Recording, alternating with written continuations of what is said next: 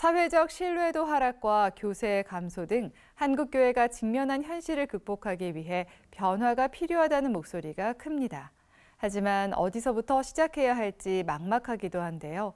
과거 선거를 둘러싼 갈등으로 오랜 기간 어려움을 겪었던 기독교 대한감리회는 최근 몇 년 사이 이철 감독회장을 중심으로 묵묵히 개혁을 추진해오고 있습니다. 어떤 변화가 일고 있는지 송주열 기자가 짚어봤습니다.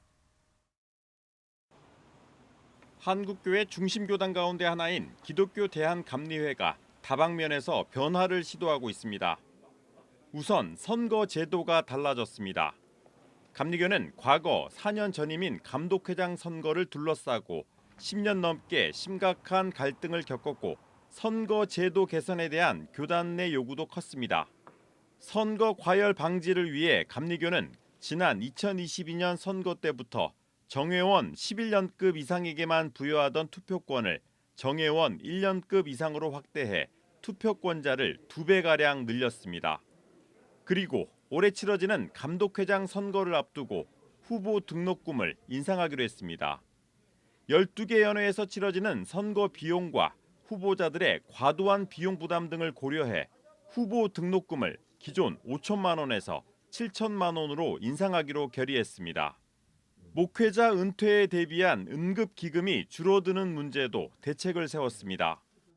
이번에는 총회 차원에서 소위 말하는 그 페이퍼 처치에 대한 조사 그 내용이라도 있어야 앞으로 무슨 계획을 세워가지 그런 게 전혀 없는 상태에서 눈 감고 은급 문제, 부담금 문제, 미자립구의 문제 얘기할 수가 없어서 이번에는 좀 징계를 하자는 게 아니고 상황이 어떤지 조사를 하자 그런 얘기예요. 감리교 개혁의 중심에는 이철 감독회장이 있습니다. 지난 2020년 10월에 취임한 이철 감독회장은 은퇴 목회자 증가에 따른 응급기금 구조 조정과 목회자 수급 문제 해결을 위한 신학교 통합 등을 역점 개혁 과제로 제시했습니다. 실제로 지난 2021년 입법의회에서는 연회 재편과 본부구조 축소, 신학교 통합, 선거운동 기간 축소 등 구체적인 개혁 법안들이 통과되기도 했습니다. 개혁 의제를 밖으로 내놓고 논의했다는 거, 그 사람들은 그걸 됐냐 안 됐냐 이렇게 보는데 사실은 논의조차도 못하고 있는 데가 태반이요. 은급도 원로 목사님들한테는 어렵지만은 줄이고 젊은 사람들을 참여하게 하고.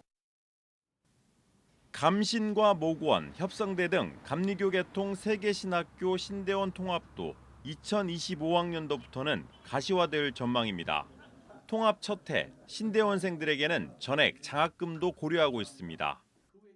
커리큘럼, 교수, 학생 선발 이게 이제 교단 중심으로 하기로 했고 같은 커리큘럼 인원 선정 그걸 내년부터 시행하기로 했고 5학년도부터 장소 문제는 이제 올 연말까지 얘기해야 되지. 국내외 12개 연회를 6개 연회 정도로 개편하는 방안도 내년 입법의회에서 다루기로 한 상태입니다. 시대 변화에 맞춰 교회들의 역량을 보다 집중하는 방향으로 나아가기 위해서입니다. 여러 분야에서 개혁을 추진하면서도 감리교는 코로나 팬데믹으로 고통받는 해외 선교사들을 위한 긴급 구호기금 마련에 역시 코로나로 어려움을 겪는 교회들이 40억 원을 모으기도 했습니다. 오는 10월 말 4년 임기를 마치게 되는 이철 감독회장은 감리교단의 미래를 준비하는 개혁 과제들을 잘 마무리할 수 있도록 최선을 다하겠다고 말했습니다. CBS 뉴스 송주열입니다.